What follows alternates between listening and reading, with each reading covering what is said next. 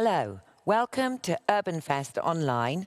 My name's Ghislaine Boddington, and I'm here to talk to you today about my long-term work on connected bodies and virtual physical blending in hybrid worlds.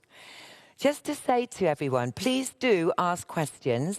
You can tap them into the box, and please keep the conversation alive around Urban Fest on the social media hashtags that you've got at the top of your screen, where you're watching us online. I'm here in Turin, and very much happy to be with the festival today, with these wonderful debates across the next couple of days. Well, I'm Ghislaine, and I am the creative director of a collective called Body Data Space and a reader in digital immersion at the University of Greenwich. Today, I'm going to share some pioneer and topical references on the relationship between our physical selves and our emerging data selves. My thoughts on our lived experience to date and on our future multi-selves. Of course, there's positive and negative issues in this ongoing convergence of our physical bodies and our body-led technologies. And over the last year and a half, we've seen a rapid advancement of virtual physical hybrid environments for the future world of learning, work, and for socializing. I come from a practice-led research background in body and technology. In fact, I studied performing arts in the early 80s, and my main focus is on dance and voice, both art forms using the body without any other tools attached. And I've always been interested in what we can just do with our living bodies to enhance our lived experience. I've been part of a series of collectives known for their work in telepresence and body technologies, working with virtual physical blended presence, creating collective group immersion experiences, and connecting people across time and space from the early 90s. My talk today is based on the premise that our physical and virtual worlds are blending, and this is shifting our understanding of our identities, of our collaborations, and of our innovations. And finally, our bodies have become the interface. I believe in the 1990s that the rapid evolution of digital technology into the mainstream actually forgot about the body in many ways.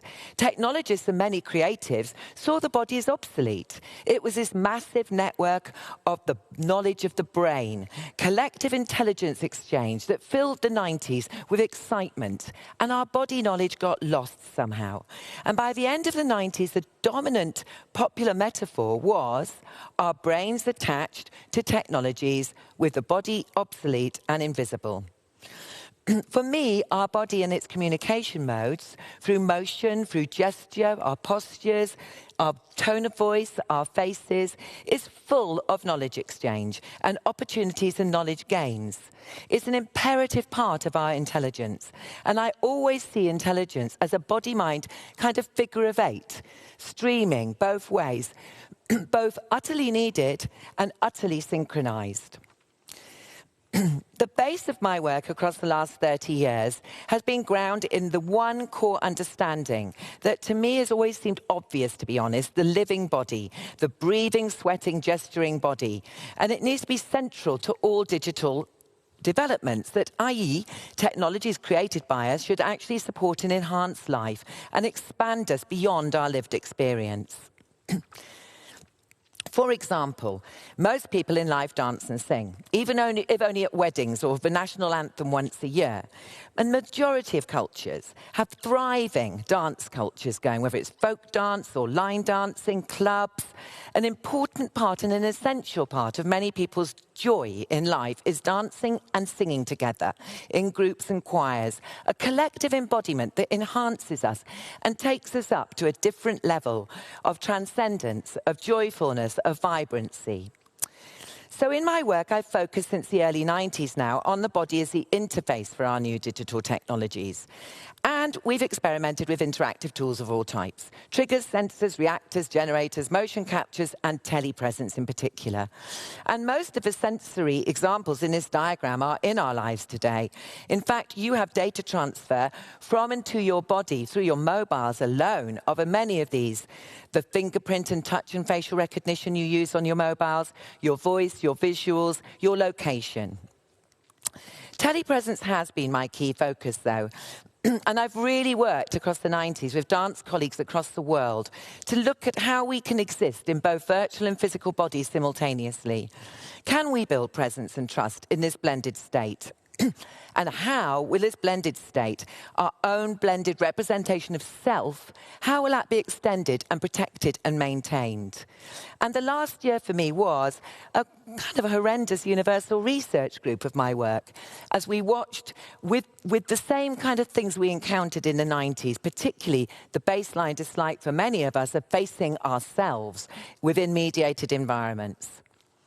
So from the early 90s, I worked with video artists, innovating with projectors, baseline remote stage connectivity between two studios next to each other, and connecting workshops and club nights across the world. Lots of problems, lag, latency, other issues.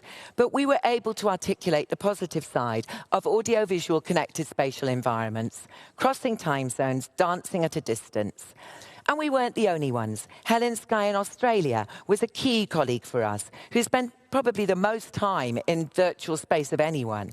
And here she asked, where do flesh and fragile bones and senses and perceptions fit into the new geographies of the late 20th century?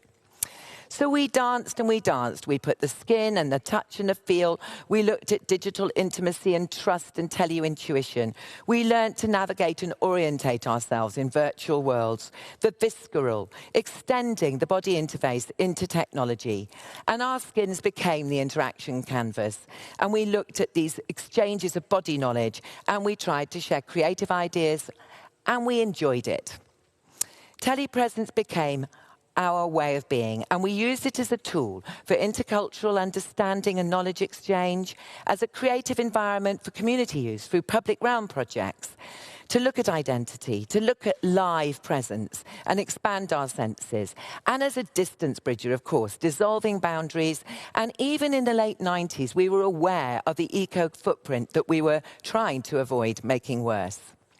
And the fascination with distance connection has been dulled this year from exhaustion, but actually distance connection happened in 1980 in a large-scale public project called Hole in Space, called the mother of all video chats. Between New York and LA, big screens went up in the middle of the night. Nobody knew what they were. They created massive excitement. Do look this up on YouTube. It's wonderful watching this video of people going, "Where are you? You're there." Fascinating excitement. So, our work is based on looking at collaborative share space, where you join the others in the middle, where you exchange knowledge, beliefs, ideas, and intelligence, collective intelligence and body intelligence flowing between you. And this type of thinking is used in many of the citizens' movements, the open democracy and the social connection movements of today. And many of us stay socially close with our friends and family at a distance for years using FaceTime, Skype, etc. But today, as we move into a post-COVID world, this share space has extended, and now masses of people are using the virtual and the physical regularly.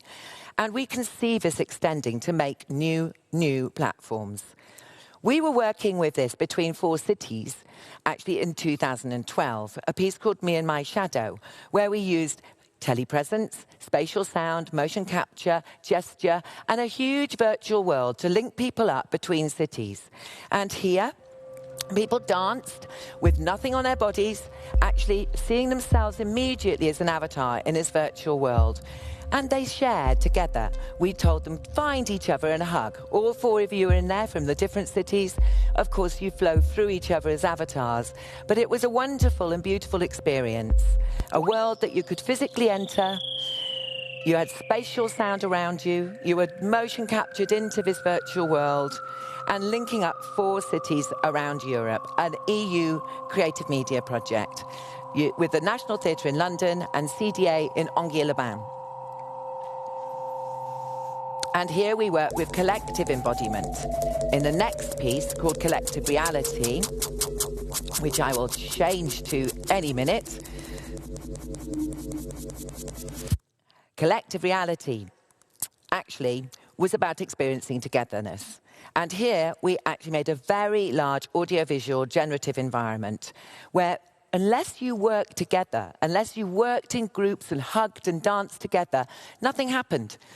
But when you moved together, when you moved around the space and danced and touched each other, you actually created the most wonderful audio and visual environment. It was generated all around you in the space, immersing you. And here, actually, we know, we can see the convergence happening of building trust and intimacy, actually there, where we were, of course, gathering biometric data, and where I want to go next in this discussion. In the Internet of Bodies, as I call it, the work that we've been doing, biometric data is being gathered. And across the next decade, we're going to see the convergence of many of these technologies into this central co-creation space, the collaborative share space, for advanced collaboration, mixing virtual, physical, VR, holograms alongside the physical meeting. Already today, many corporate staff are back in work, still working hybrid, with many of their teams who are still at home. This will continue. The hybrid environment is here to stay.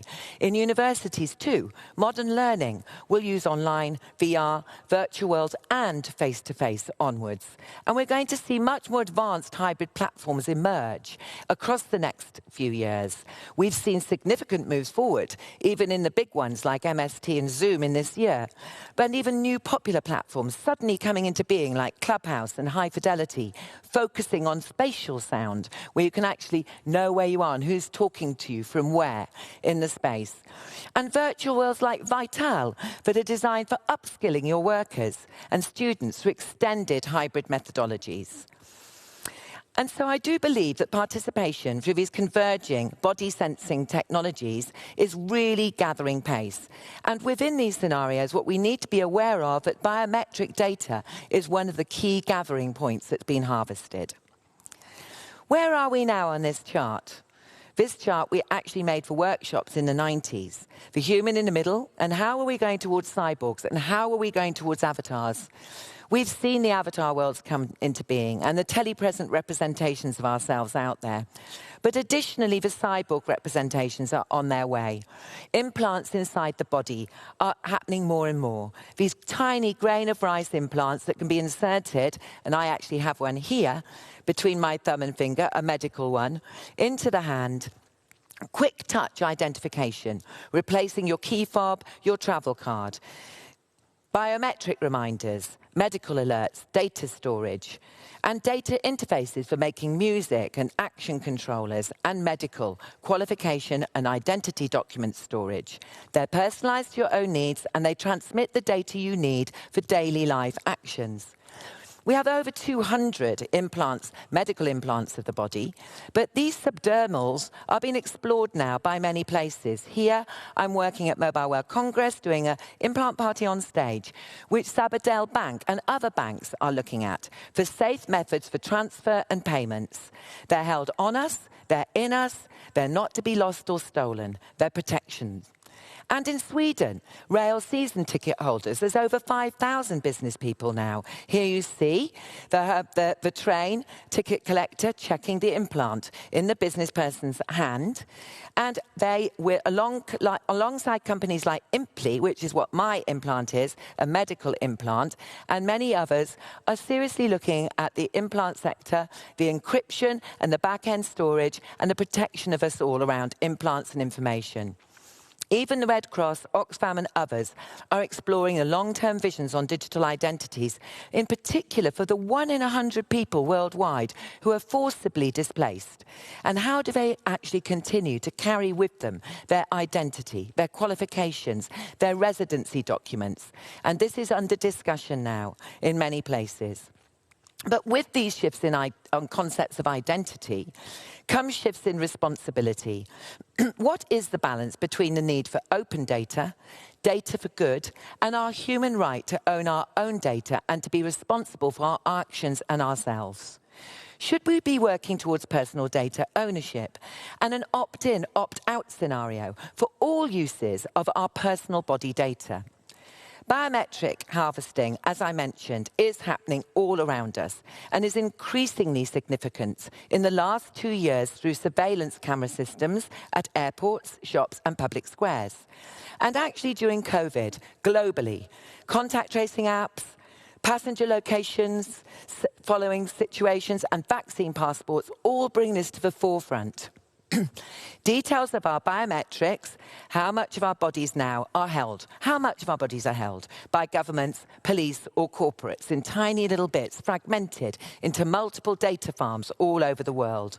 Our medical and body data, fingerprints, of course, voice prints, very rapidly coming in. Our heartbeats are of interest to them. And the details of our behaviour and attitudinal data. Our gait is the big one, which is used obviously for airport surveillance. Are we looking dodgy? Are we hanging around nervously? Gesture capture, motion capture, our gaze capture, what we're looking at, that might say that we want that object, yeah? And of course, facial recognition, and the very wobbly and difficult to put into scientific facts, emotion recognition that is happening everywhere. Body database actually believes in data rights and data right ownership. We look at biometrics as personal data, which is our data selves, our physical selves and our data selves. And we do think that the public debate and globally agreed regulation is required.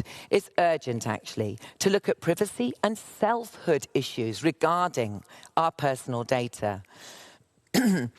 We're actually looking at the biometric and behavioural characteristics which, once they're converged and processed with AI, give away a mass of personal information about our moods, our emotions, our feelings, our attitudes and our beliefs. These are, of course, of great value to governments, to police, to businesses who want to watch us and push towards us the politics and products and services that they believe we should need or want. This is predictive economics, and it's based on our behaviours and attitudes. We know that in China, the social credit system pushes this, but a lot of people do say in the Western development world around this area, at least in China, it is transparent. The government is running it, and they say it's happening. It is happening just as much for the rest of us. It's just not transparent, and we don't know who owns it. So who does own it, and who has the rights to use it? Should we have our own data dashboard that we can opt in or out? And we are all participants in this, whether we want to or not. Yeah, it's no choice, and it will affect our families and our children and our grandchildren onwards. The discussion we have on this now. So the data rights dashboard, we believe, should have a section for sharing for social good. Absolutely. Ticked opt-in. So you actually opt out of data for good. But actually below that, you should be able to choose your business use, your work use, your social use in your own name. And this is where our data selves become tethered back to our physical selves. And that is our unique individual self. This is where we actually have our selfhood and actually hold our responsibility. And that is very important in civic action and very important in the open data and democracy movement to recognise the importance of individual data rights and our selfhood. How can we also avoid the pitfalls of algorithmic bias in the base of data, sexism and racism and other judgmental and pipeline views that is deep in the base of programming today? What this is doing is creating an average person. Big data creates averages, and it's based on classified information from the main data users in the world, which actually happen to be all of us lot, the developing countries with citizens with mass data access. So this average is already skewed. And how do we actually shift that to enable a much diverse range of people to counteract data bias and avoid the extension or even the widening of the digital divide by the big data gathering that is happening from very, actually, clique groups of people? And how do we actually enable communities to extend their knowledge without interference on misinformation and misuse in the base of our data? These questions about diversity and inclusivity are very important to be debated now. So, our physical and our virtual worlds are blending, and this is shifting our understanding of our identities, our collaborations and our innovations.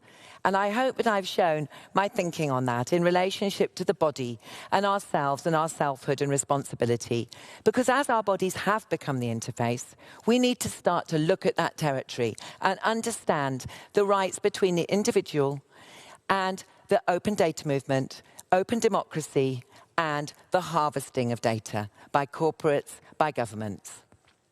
So, here is a bio-networked piece by Stanza.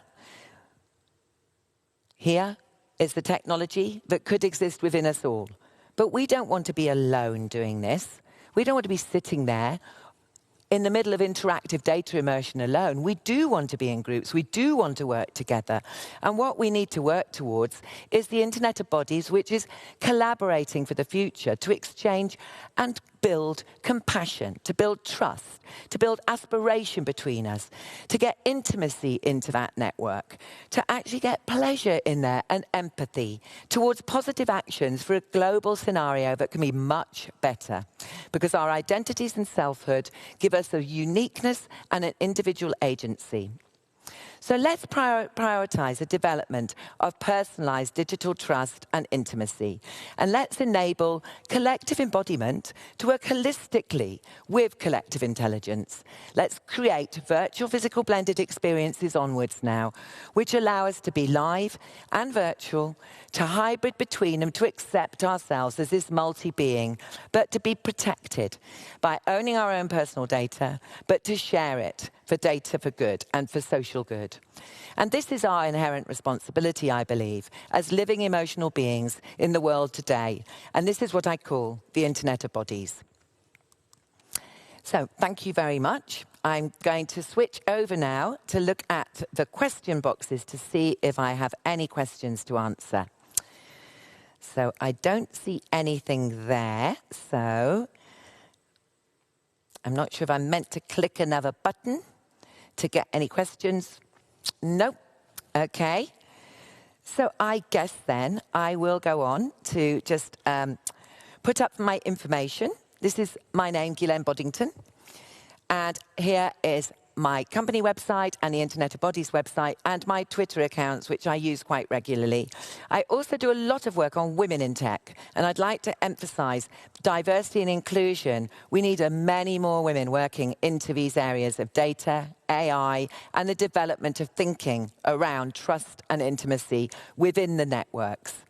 So please do make sure your teams out there are diverse, that they are sharing with a wide range of people, and that right from the beginning of creating your products, if you're doing anything which is a body-led technology, please do bring in a body expert. Whether it's a neurologist, a physiotherapist, a dancer, a sports person, dependent on your product and service, don't just bring them in at the user tester end.